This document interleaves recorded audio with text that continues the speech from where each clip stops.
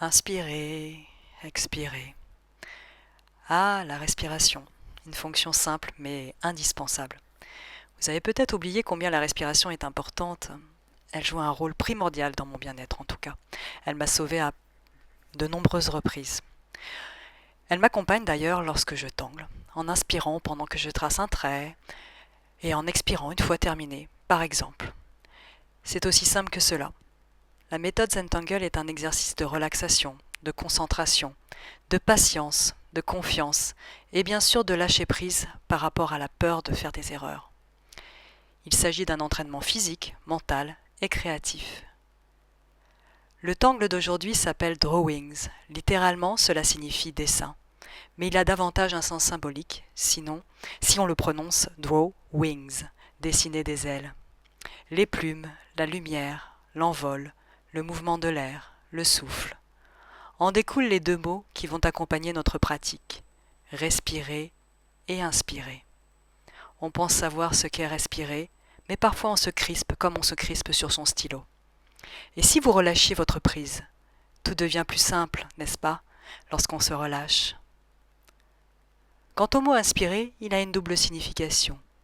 Il trouve ses origines au XIVe siècle et il signifie remplir l'esprit, le cœur de grâce. Mais il dérive également du latin inspirare, souffler dans, respirer sur. Bon allez, il est temps de suivre la voie du souffle et de l'inspiration avec cette tuile que j'ai hâte de partager avec vous.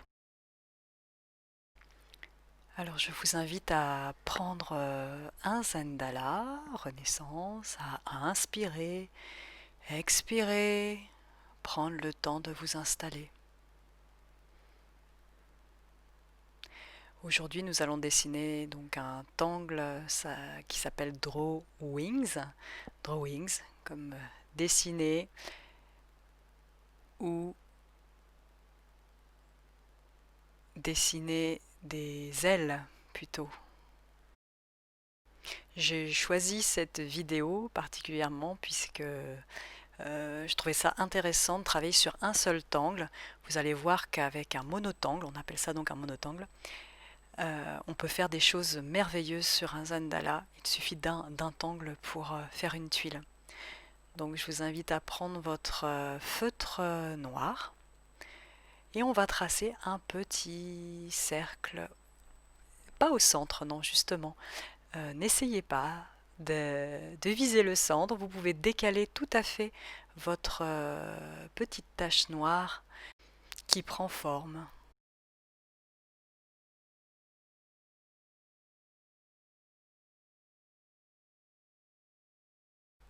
Maintenant, place au feutre marron sanguine. Je vais utiliser mon index pour mettre un repère. En fait, la largeur de mon index va être une sorte de bordure, enfin une bordure, un point à ne pas dépasser, juste pour, voilà, comme point de repère, tout à fait. Et à partir de là, je vais tracer une forme sinueuse, un S. Donc du bord, à chaque fois je remets mon doigt pour avoir un repère régulier. C'est voilà, une façon, vous voyez qu'on a des outils, nos mains servent à mesurer, nous n'avons pas besoin de règles. Et je vais tracer plusieurs S de cette façon-là, tout autour de mon cœur noir, de mon centre, qui va être le centre d'attention, puisque ce cercle noir attire l'œil, bien sûr, au centre, qui n'est pas vraiment le centre, mais qui le sera au final. Donc je crois que j'en ai fait 5, mais ne comptez pas.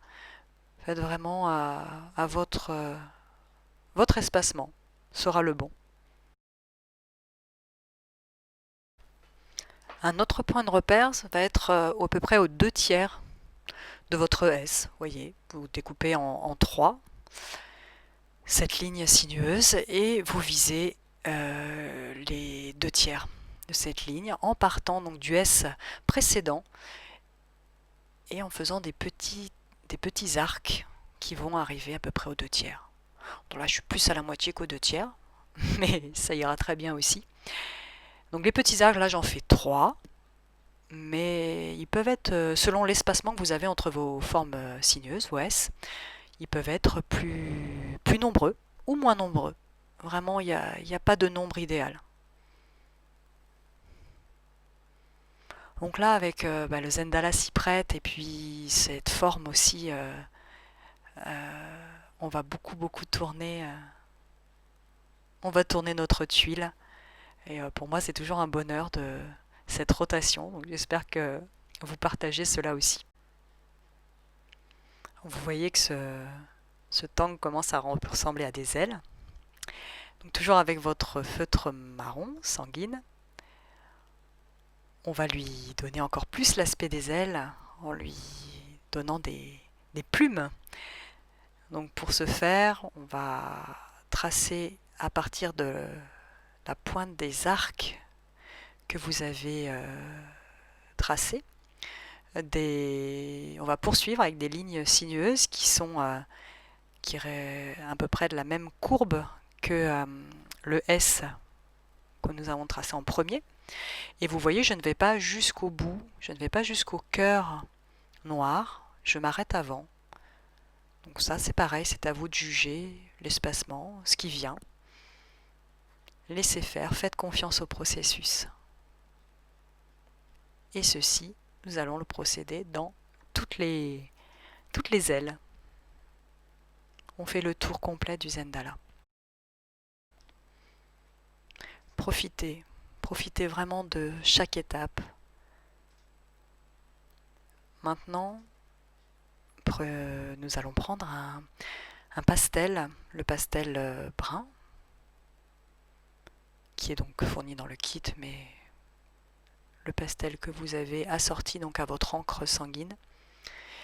Et nous allons, à partir de la deuxième plume, si on peut l'appeler ainsi, deuxième plume, ajouter un peu de pastel sur la première moitié de cette ligne en forme de S. Donc le S est une ligne basique qu'on utilise en Zentangle. Vous voyez un S, et puis les arcs par exemple c'était des C. Donc le S et le C sont des lignes de base. Et on fait tout le tour, ainsi de suite. Donc on répète les mêmes étapes. Ça aussi c'est une des clés de la méthode. La répétition apporte concentration et détente.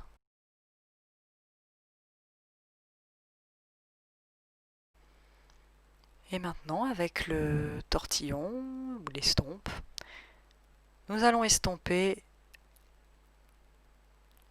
le pastel. Donc je fais pénétrer le pastel tout le plus possible vers l'intérieur de la plume. Alors je ne vous cache pas que je m'en suis un peu vue avec ce tortillon. Je préfère de loin mon estompe. Mais voilà, j'ai joué le jeu, j'ai utilisé le matériel, et les tortillons ne sont pas toujours...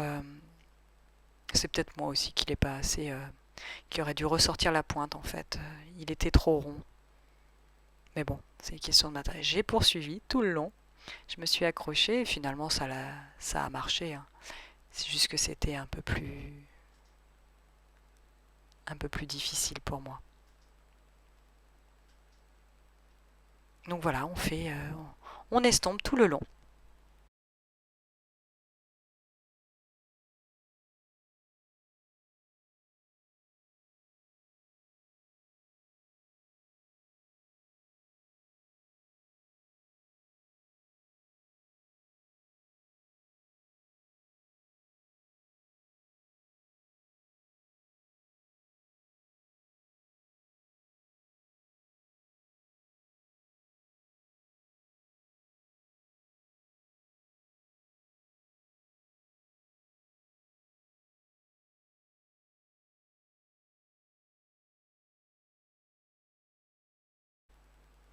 Donc vous voyez l'ombre, ça apporte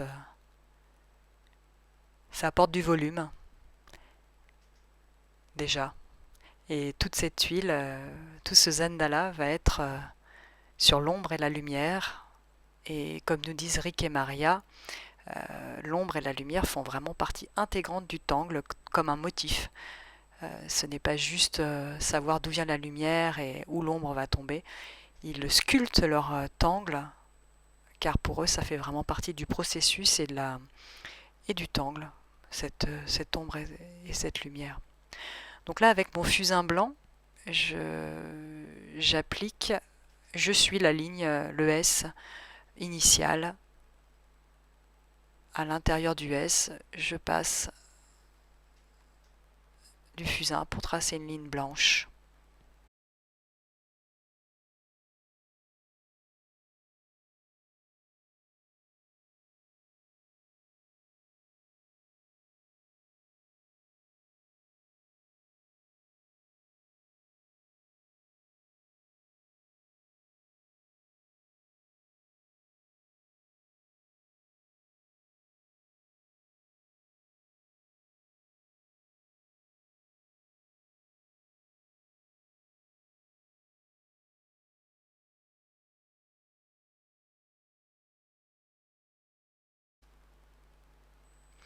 Et à nouveau, j'estompe sur toutes les lignes blanches, les 5 lignes.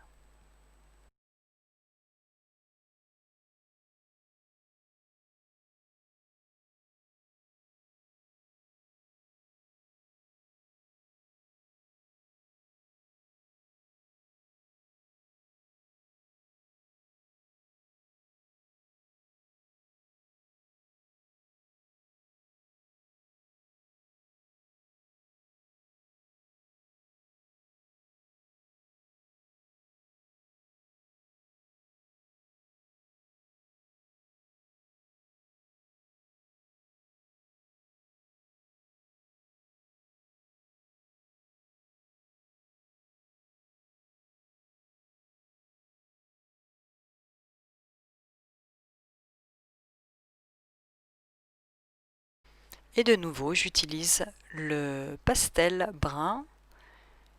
Cette fois-ci, je l'applique le long des arcs en haut des ailes.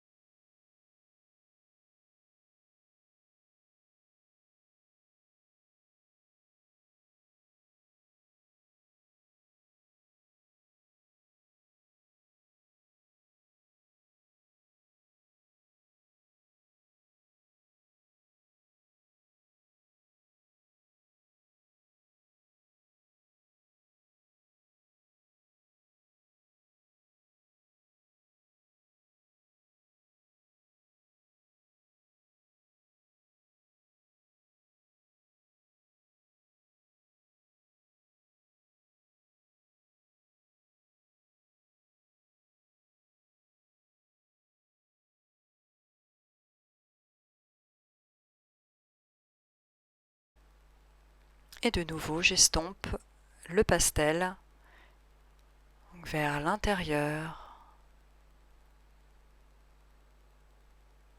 Vous voyez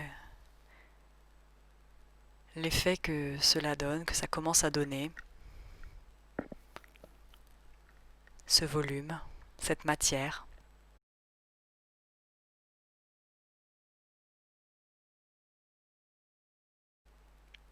Inspirez, expirez pendant toute votre pratique. N'oubliez pas la respiration. Respirez, inspirez. Ce sont les 2 mots qui nous suivent pendant cette pratique.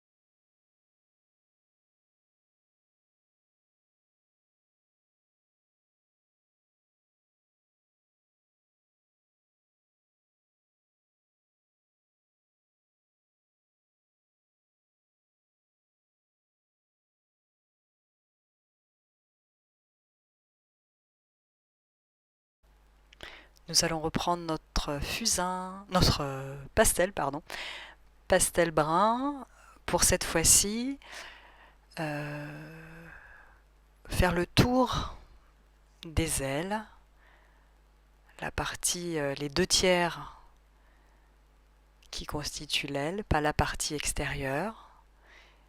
Et donc pour ombrer, hein, pour donner l'impression que ces ailes se superposent, donc on va utiliser le pastel marron pour ceci.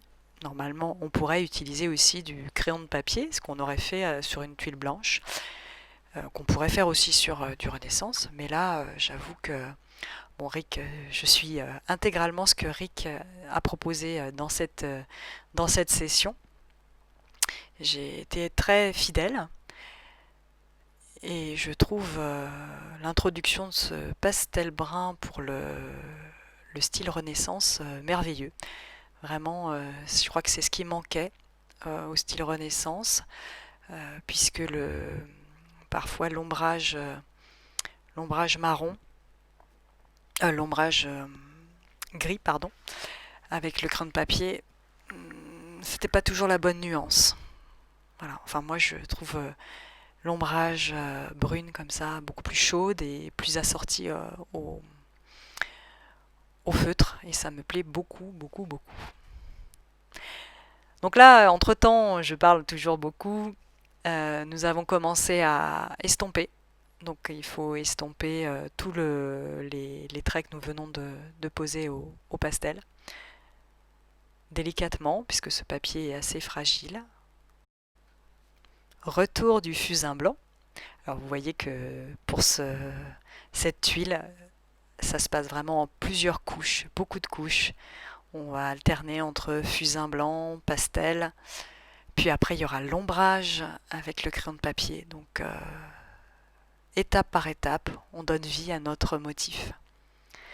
Donc là j'ai passé du fusain blanc le long des plumes, mais du côté inverse, donc à l'intérieur, pas à l'extérieur comme j'avais fait avec le pastel brun. Là, je suis vers l'intérieur. Et la 3e plume, donc la dernière pour vous, ça sera peut-être pas la 3e, ça sera peut-être la 4e. Je mets une touche de lumière au centre.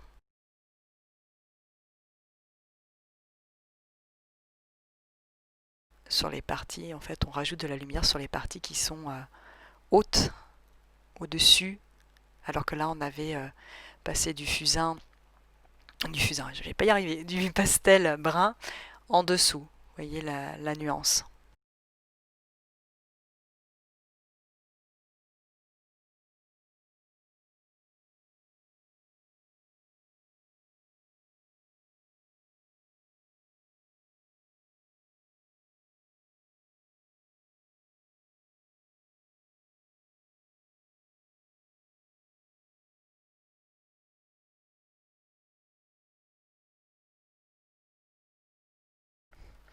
Avec le pastel marron, on va ajouter une nuance au centre des plumes, au centre ou un petit peu au bord, mais légère. En fait, on n'appuie pas beaucoup.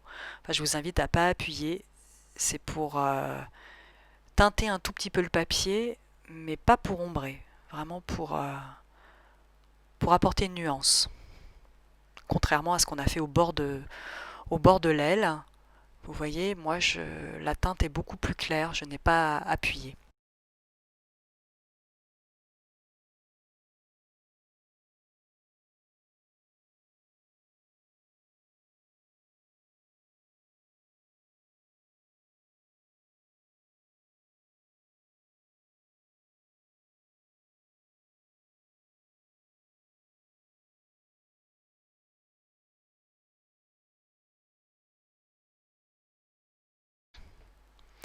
Et donc là, j'estompe, mais je fusionne en fait le blanc et le marron un petit peu.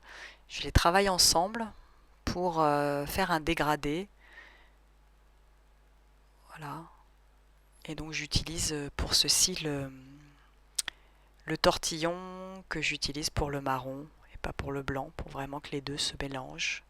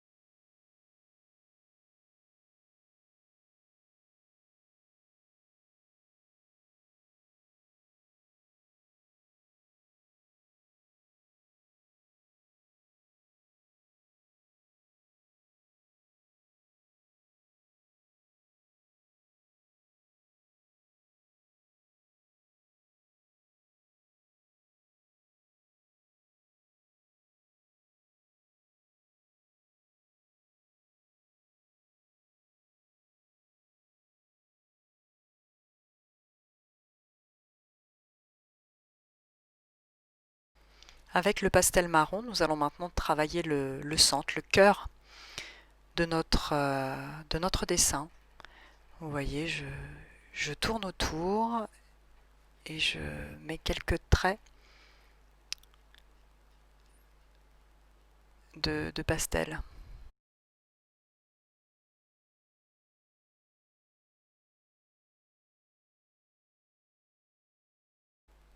Et j'estompe à nouveau le cœur uniquement.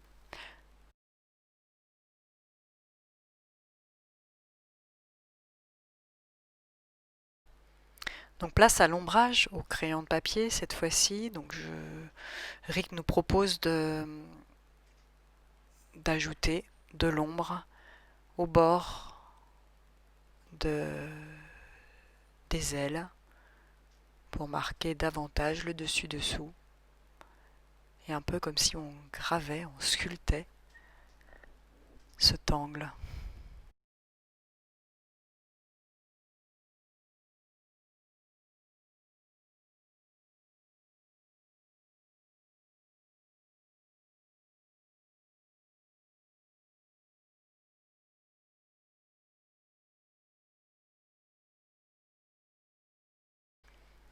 Et j'estompe le trait au crayon que je viens de déposer sur cette tuile.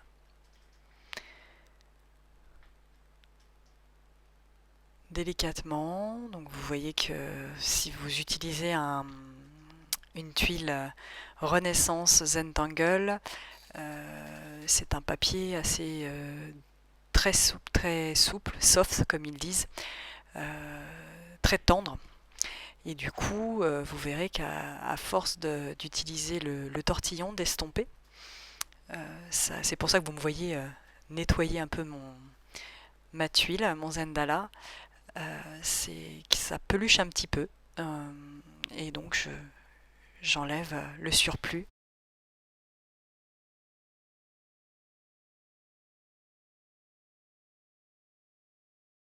De retour avec le feutre marron sanguine. Euh, donc là, Rick nous propose, donc c'est ce que je vous propose également de faire, de redéfinir les lignes. C'est ce que Rick et Maria appellent redéfinir les lignes, qui est un exercice très intéressant, puisque la ligne est déjà tracée, donc finalement c'est un exercice de précision pour ne pas la déborder. Et une joie aussi de recommencer à tracer cette ligne qui nous a plu, la réexpérimenter, et également une façon d'accentuer l'ombrage, de, d'appuyer sur le trait, et faire que le trait soit un peu plus épais. Voilà, donc on fait ça sur tout le bord de l'aile, la partie qui est superposée à l'autre, pas la partie extérieure. Et vous voyez que ça assombrit le trait.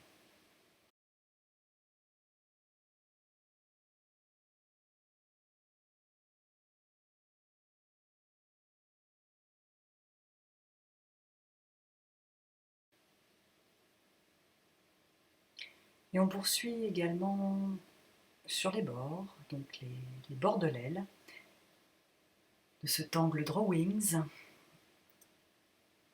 le fait de redéfinir ces lignes, donc toujours à l'encre sépia, non, sanguine, à l'encre brune, euh,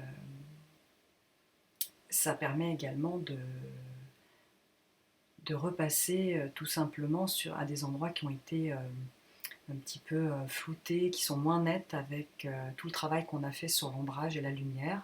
Il y a du fusain, du pastel, du crayon qui s'est déposé sur l'encre. Et c'est aussi intéressant de, de redéfinir la ligne après ce travail-là.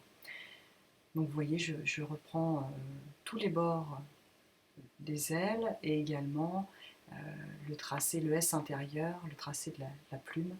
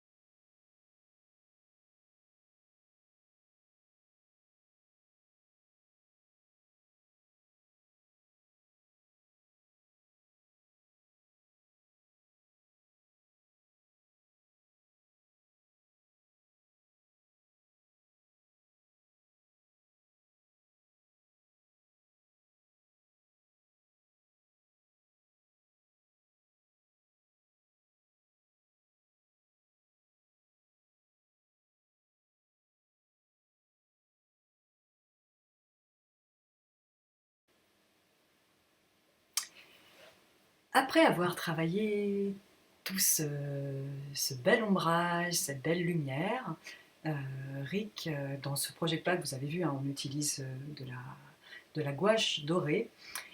Donc Rick nous propose de peindre intégralement le fond, donc le reste du Zendala.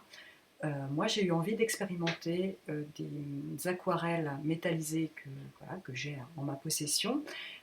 J'utilise donc, au lieu d'utiliser la gouache dorée qui est dans le kit, le Zentangle Project Pack, j'utilise donc une aquarelle métallisée qui est cuivrée, mais c'est du cuivre irisé, donc un peu comme une perle avec des reflets cuivrés.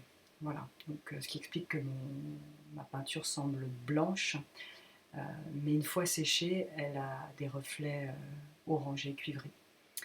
Voilà, donc ça m'a paru très bien aller avec cet angle et j'ai eu envie d'explorer. Donc tranquillement, j'humidifie mon pinceau à chaque fois et puis je tourne mon pinceau délicatement dans mon aquarelle, dans mon petit pot d'aquarelle et voilà, je peins. Euh, je vous l'ai dit, c'est quelque chose voilà, que je ne fais pas extrêmement souvent, mais je prends beaucoup de plaisir à utiliser ces matériaux, que ce soit le pinceau ou l'aquarelle, comment elle réagit à l'eau. C'est vraiment de l'expérimentation là. On ne sait pas ce que ça va donner au final parce que on ne sait pas si on a mis assez de pigments, on essaye, on attend que ça sèche pour voir le résultat. Donc c'est pour moi un moment assez merveilleux, assez magique.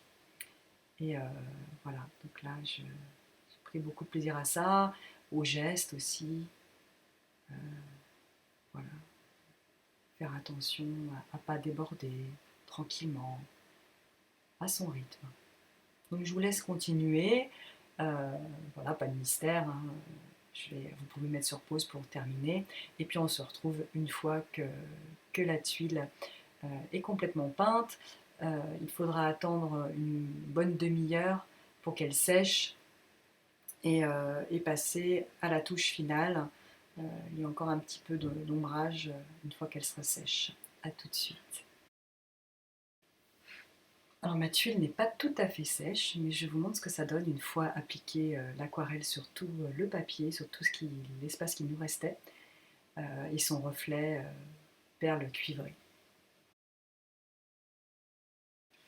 Alors cette fois-ci ma tuile est sèche et Rick nous propose un dernier petit coup d'ombrage sur le bord des ailes. Vous voyez au coin des plumes, au coin des S intermédiaires et au bord, rajouter un petit peu de crayon et estomper pour encore plus de volume, de profondeur.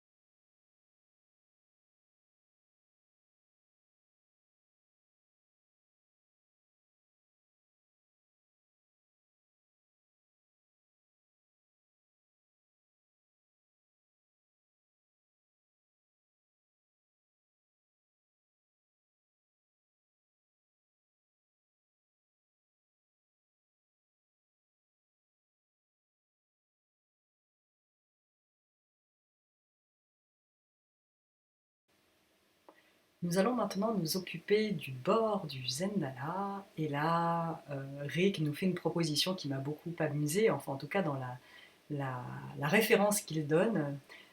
Il s'amuse enfin, à reproduire et imaginer ce qu'il faisait quand il était plus petit, plus jeune, euh, avec des cartes au trésor.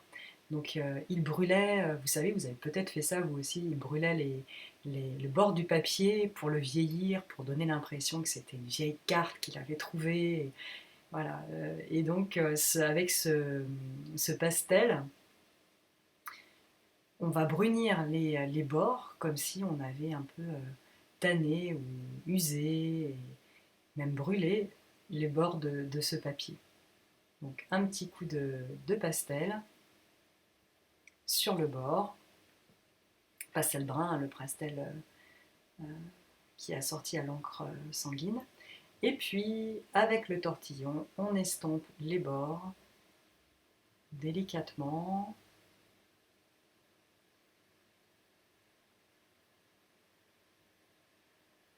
Mais un geste sûr, un peu circulaire, vous voyez. On par-dessus l'aquarelle. Enfin, moi, c'est l'aquarelle, vous, ça sera peut-être de la gouache dorée.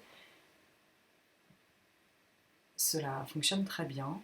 Le pastel rentre également bien dans les fibres du papier.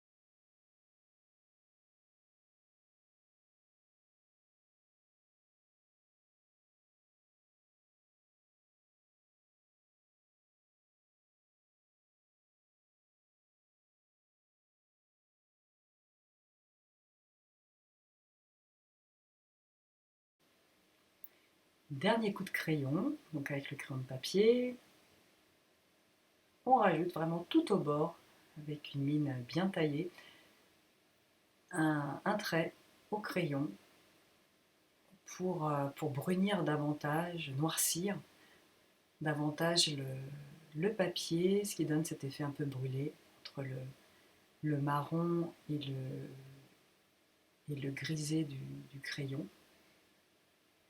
Un coup de crayon tout autour, et puis après nous allons bien sûr estomper. Ça sera la touche finale. Mais prenez votre temps, savourez, respirez. Voilà, la séance est bientôt terminée. Profitez-en, respirez à fond sur ce dernier geste, y compris avec l'estompe.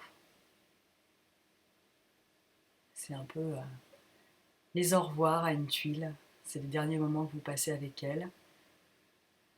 Prenez le temps de savourer.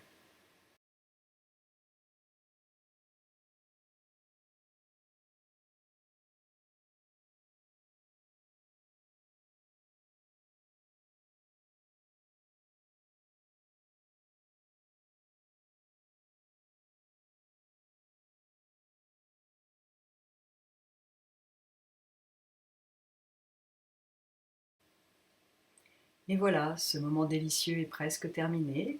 Nous prenons le temps d'admirer ses ailes, d'admirer peut-être votre envol. Vous avez eu l'impression de vous envoler pendant cette séance, de partir loin, très loin, mais d'être toujours là, présente avec votre tuile, votre trait, et puis d'admirer ce reflet perlé, ce reflet doré. Si vous avez mis de l'or, moi j'ai un reflet perle cuivré qui me plaît beaucoup. Et n'oubliez pas, respirer, une des clés du bien-être. Je vous souhaite de respirer à votre rythme profondément. À bientôt.